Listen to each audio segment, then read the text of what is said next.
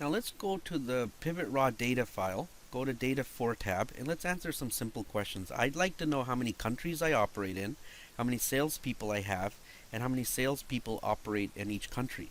I'd also like to take a performance measure, in this case days to close, and find out which salespeople are the most effective. Meaning that any salesperson on average who takes a lot of days to close a deal are not effective enough to get the deal quick enough.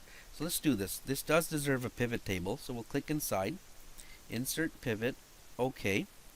And let's see, we want to see country. So I'm going to put country in box 3. And I see 2, UK, USA, so therefore there can only be 2 countries. I'll put salesperson in box 2, and I see 9 names. So if you highlight them, look down here, you'll see 9. Therefore only 9 people work for me. Now how do you know somebody works for you? Well, if you have sales in a particular country, they must be working in that country. So let's have a look at the sales. There we go. We've got 1, 2, 3, 4 people in the UK, 5 people in the USA. Now another way to look at it is, well, let's see, let's get rid of sales, right?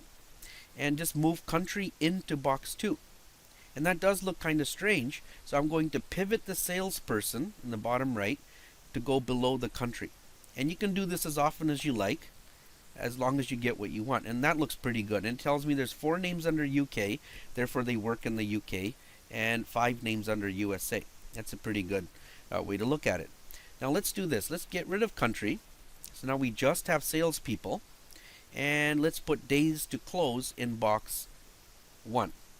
So it's adding up all the days each salesperson took to close a deal, which really doesn't mean anything because you might have a lot of small deals. One guy might have a lot of large deals. What you really need to do is average these out.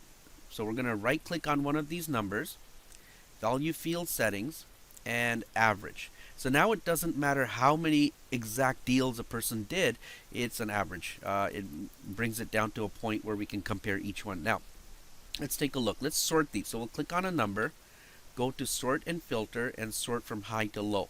And you can clearly see that Suyama, on average, doesn't matter how many deals they did, how many invoices they had, but on average, he is the highest to close a deal. And of course, Devolio is pretty close. So let's investigate both of these. Maybe we'll discipline them, terminate them, or provide them some training or incentives, right? My best guys are Fuller and Buchanan. They're so good that they can close deals in under 5 days.